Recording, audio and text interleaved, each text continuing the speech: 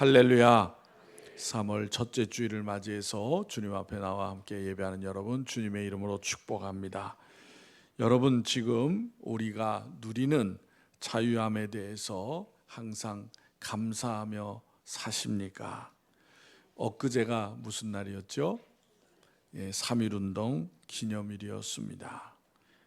105주년을 맞이하는 날이었습니다. 우리나라가 114년 전에 1910년에 나라를 잃어버리고 말았습니다. 그날을 국치일이라고 합니다. 일본은 우리나라를 빼앗고 황국 식민화 정책을 폈습니다. 그래서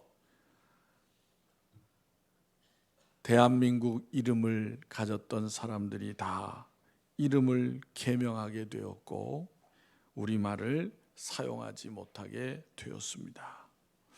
대한민국 사람이 자기 말을 하지 못하게 되고 말았습니다. 말하는 자유를 잃어버린 것입니다. 여러분, 자유를 상실한 것보다 비참한 것은 없는 것입니다. 오늘날에도 지금 저 북녘 땅의 백성들은 자유를 상실하고 살아가고 있습니다.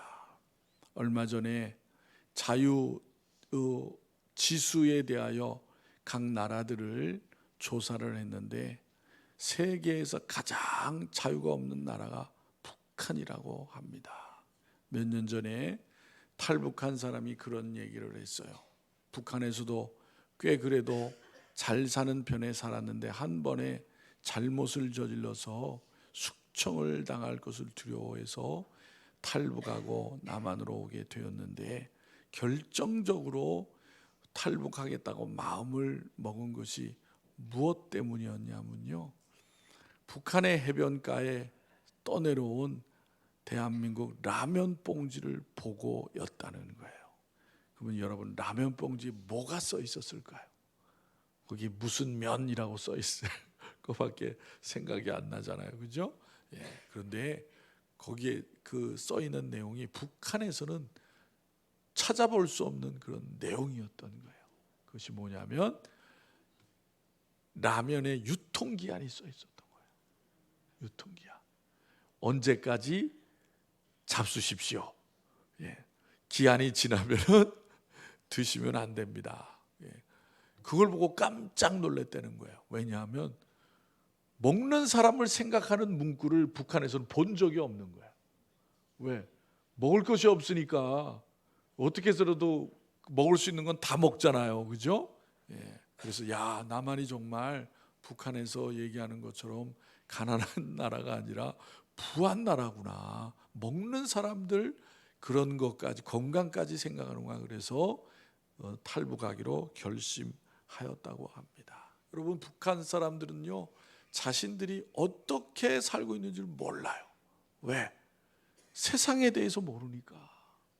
그러니까 자유를 누리지 못하고 살아가고 있는 것입니다. 이 시간 본문 말씀에서 예수님께서 대단히 중요한 말씀을 하시고 있어요. 본문 31절 32절에 보면 너희가 내 말에 거하면 참으로 내 제자가 되고 진리를 알지니 진리가 너희를 자유롭게 하리라 라고 하신 것입니다.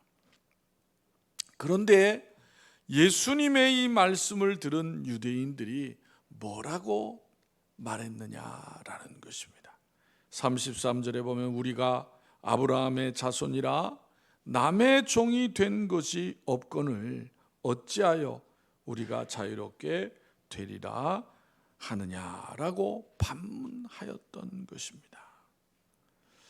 그런데 여러분, 그들의 이 같은 말이 좀 이상하지 아니하십니까? 자신들의 아브라함 자손으로서 남의 종이 된 적이 없다고 말하였는데 정말 그들은 남의 종이 된 적이 없느냐는 거예요. 있습니까? 없습니까? 있지요. 종이 된 적이 있죠. 언제 그랬습니까? 애굽에서 그들 조상들이 노예로 살았어요. 400년 동안. 그뿐만이 아니라 바벨론에 남유다가 망하고 그 백성들이 포로로 잡혀가서 그곳에서 70년 동안 포로 생활을 하였습니다. 그리고 또한 2000년 지금 본문이 기록된 당시에도 그들은 로마의 지배를 받고 살고 있었다는 거예요. 그런데 그들은 지금 아브라함의 자손으로 남의 종이 된 적이 없다고 말하였던 것입니다. 그렇다면 왜 이런 거짓말을 하느냐라는 거예요. 사실 그들의 생각으로 지금 말하는 것이기에 그들의 생각대로 말하면은 거짓말한 것은 아니라고 볼 수가 있습니다. 왜냐하면 그들 조상들이 애굽의 노예가 되고 바벨론의 포로가 되고 지금 로마의 압제아래에 있다는 사실은 누구나 다 알고 있는 사실이기 때문에 거짓말한다고 그렇게 믿는 사람은 아무도 없어요. 그렇다면 유대인들은 왜 자신들이 남의 종이 된 적이 없다고 말했느냐라는 거예요. 그것은 유대인들이 정치적인 속박 상태에 있었음을 부인하는 말이 아니라 그들이 압제자들로부터 결코 신앙적인 종교적인 자유를 빼앗겨 본 적이 없었다고 말하였던 것입니다. 그것을 그들은 자부심으로 여긴 거예요. 신앙적인 굴복을 한 적이 없다 그 말이에요. 그들은 바벨론 포로 생활 중에도 하나님을 향한 신앙을 잃지 아니했습니다. 그래서 바벨론 강가에 앉아 눈물을 흘리며 과거의 자신들이 성전에서 하나님께 제사를 지냈던 때를 떠올리며 눈물을 흘리며 기도를 드렸어요. 성경에 보면 그러한 내용들이 나오지 않습니까? 세월이 지나고 사람은 바뀌어도 하나님에 대한 그들의 열정은 식지 아니했다라는 거예요. 그러한 그들의 열정을 로마의 황제도 인정할 정도였습니다. 우리가 잘 아는 마사다라고 하는 요새가 있잖아요. 예? 그 헤롯의 그 별장으로 쓰였던 곳에서 유대인들이 로마 병사들과 3년 동안 대치하면서 굴복하기 원하지 않아서 집단 자살을 하지 않습니까? 그것이 마사다예요. 마사다. 그 정도로 자신들의 신앙이 절개를 지킨 것이 유다인들이었습니다. 그들뿐만 아니라 과거에 우리의 선조들도 일본 일제시대의 황국 식민화 정책을 폈음에도 불구하고 대한민국 사람의 정신을 결코 그들이 꺾을 수가 없었습니다. 일본은 황국 식민화 정책을 통해서 대한민국의 국민들을 개조하지 아니한다면 진정으로 이 땅을 지배하는 것이 아니라고 생각하였던 것입니다. 그러나 당시 대한민국 백성의 정신과 기계는 꺾이지 아니하였던 거예요. 그래서 3.1운동을 일으켰던 것입니다. 마찬가지로 지금 유대인들이 자신들이 종이 된 적이 없다고 말하는 것은 단지 육신적으로 종이 된 적이 없다고 말하는 것이 아닌 것입니다. 그들의 말은 그런 가운데에서도 자신들은 하나님 앞에 예배를 드렸고 하나님께 나왔고 자신들은 신앙적인 억압을 당한 일이 없다고 말하는 거예요. 그러나 예수님의 대답은 전혀 다른 의미를 주시고 있는 거예요. 유대인들이 그런 대답을 하도록 주님이 말씀하신 것이 아니라 주님의 말씀의 의도는 다른 데에 있었다 그 말이에요. 예수님은 유대인들에게 이렇게 말씀을 하셨습니다.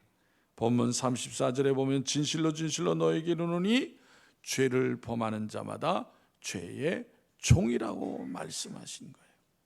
예수님께서 그들에게 하신 말씀은 너희가 진정으로 죄로부터 자유로운가? 라고 말씀하신 거예요. 즉 죄에서 자유롭지 못하면 진정한 자유인이 아니라는 말씀이에요. 아무리 열심을 내어 예배에 참석하고 예물을 많이 드려도 죄의 욕망으로부터 자유롭지 못하면 진정으로 자유인이라고 할 수 없다는 말씀인 것입니다. 그런데 예수님은 왜 이런 말씀을 하셨느냐라는 거예요. 여러분, 죄의 욕망으로부터 자유로울 수 있는 사람은 누가 있습니까?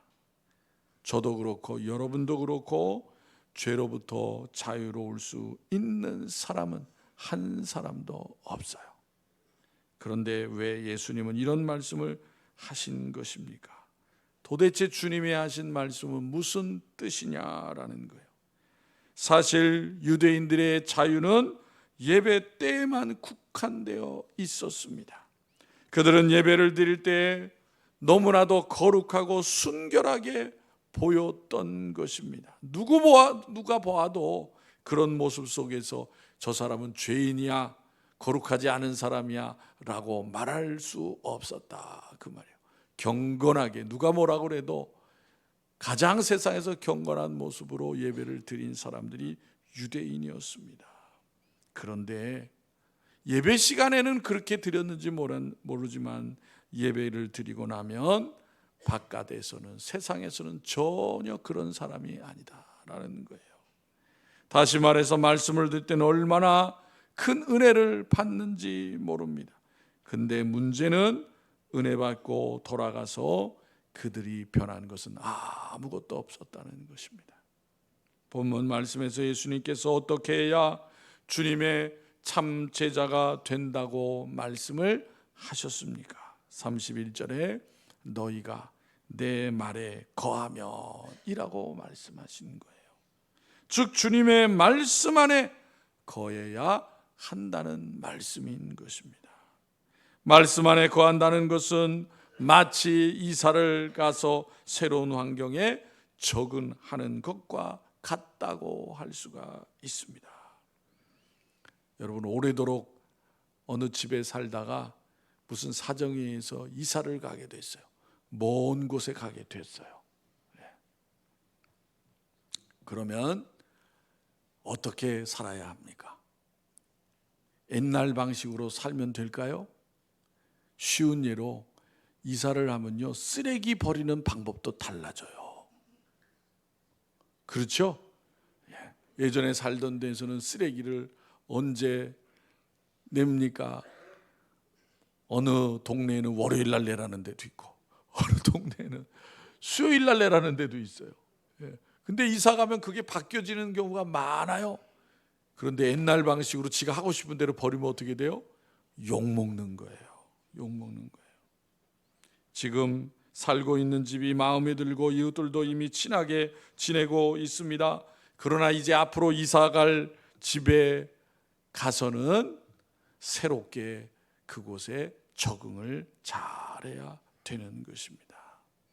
옛날 사는 곳에 미련을 둬서는 안 되는 거예요. 마찬가지로 말씀 안에 거한다는 것은 주님을 믿기 전에 내가 붙들고 있던 가치관과 생각들, 그리고 삶의 방식들, 이런 것들은 이제 버리고 새로운 가치관과 새로운 삶의 방식을 따라야 한다는 것입니다. 왜요? 그리스도인으로 하나님의 자녀로서 사는 것은 이전과의 삶과 전혀 다른 것이기 때문에 그래요.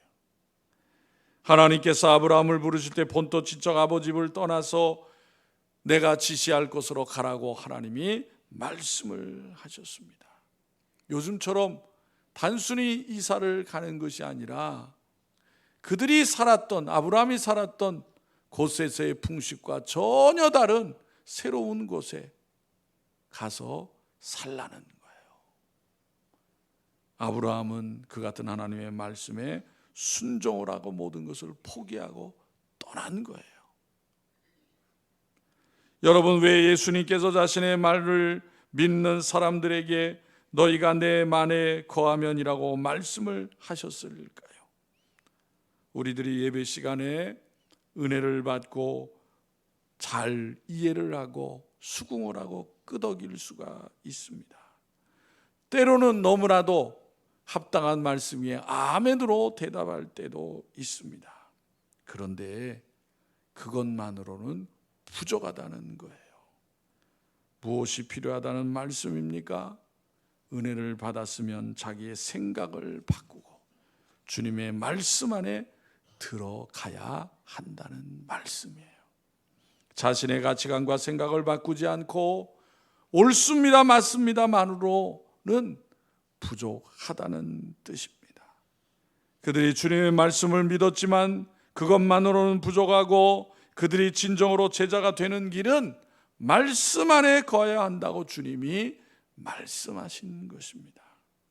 여러분, 주일에 하나님의 말씀을 듣고 집으로 돌아갔을 때에 여러분의 삶이 달라지고 있느냐라는 거예요. 주님은 우리가 얼마나 많은 은혜를 받았느냐고 묻지 아니하십니다. 오히려 은혜 받은 뒤에 내 삶이 무엇이 달라졌느냐라고 주님이 물으실 것입니다. 예수님을 믿고 세상의 죄의 유혹을 이길 수 있는 힘을 기르기에 힘쓰고 있느냐고 물으실 것입니다.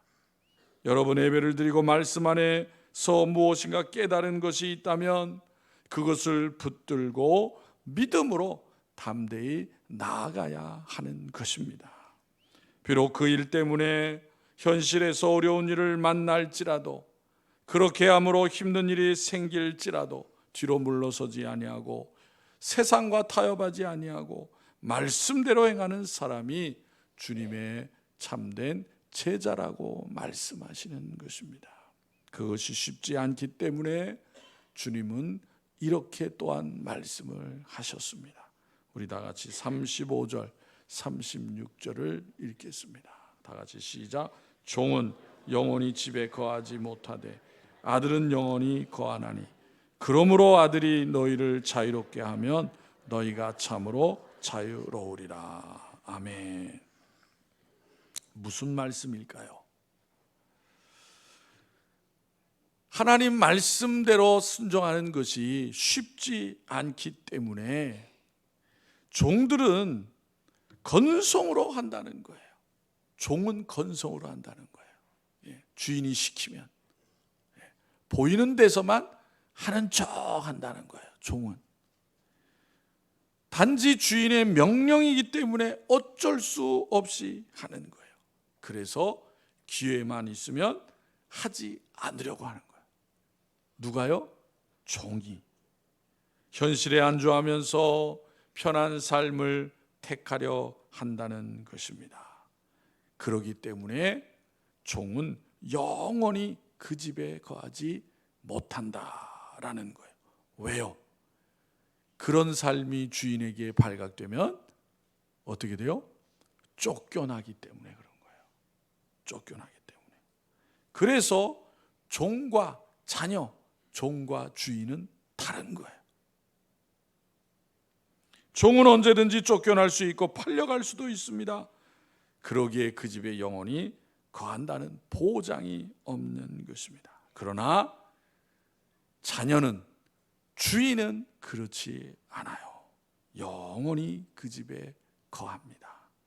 영원히 그 집에 거할 뿐만 아니라 이 종의 자유는 오직 주인에게 달려 있는 거예요. 주인이 자유를 줄 때에 종들은 자유를 누릴 수가 있습니다. 종이 자유를 누리느냐 누리지 못하느냐 하는 것은 누구에게 달렸어요? 주인에게 달려 있는 것입니다. 우리 역사를 보면 고려 시대에 네 번째 왕이 광종이라는 왕이 있었어요. 광종. 요즘에 역사 드라마 여러분들 보시는 분들 많이 계시죠, 그죠? 고려 거란 전쟁 뭐 이런 드라마가 인기가 많은 것 같아요. 거기에 보면은 고려 시대에 호족들이 나옵니다. 호족, 그죠? 지방의 호족들이 아주 그냥 권세를 부려가지고 왕이 마음대로 안 되는 거예요. 그래서 고려 시대에 나라에 힘이 없는 거예요. 그래서 광종은 중앙 집권 정책을 폈습니다. 왕의 힘을 키웠다 그 말이에요. 그래서 한 시행한 법이 뭐냐면 노비 안건법이라는 법이었어요. 그게 뭐냐면 당시에 호족들이 데리고 있는 종들이 많았어요. 그런데 이 종들이 어떻게 생긴 종들이냐면 양민이 종이 된 거야. 고려시대의 양민이라고 하면은 주로 농부를 얘기하는 거예요. 농부.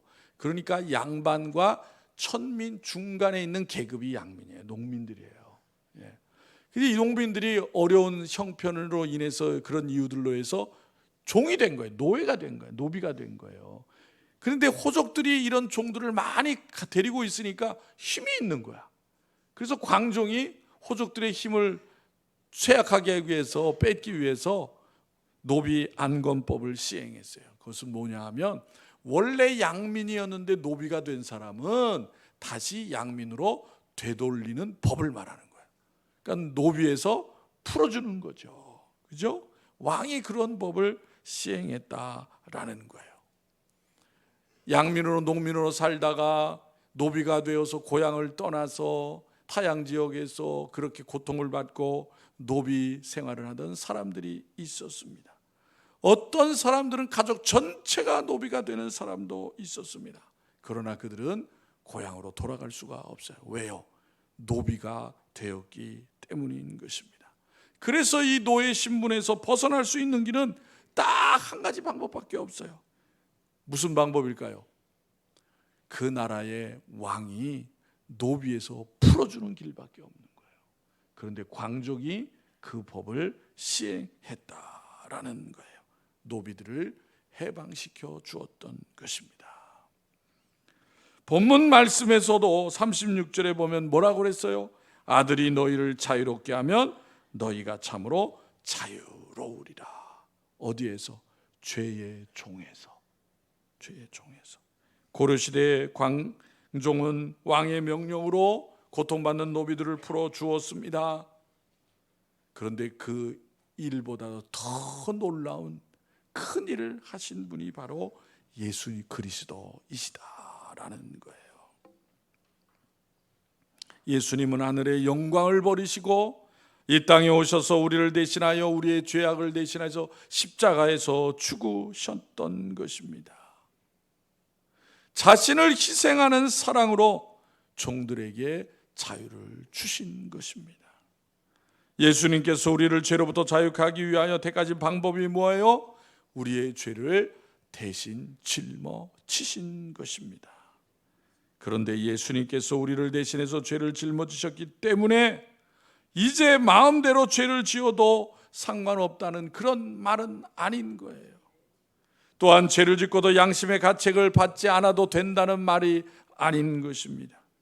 예수님께서 우리로 하여금 자유케 하셨다는 것은 이제 죄 문제 때문에 절망하지 않게 되었다, 그 말씀이에요.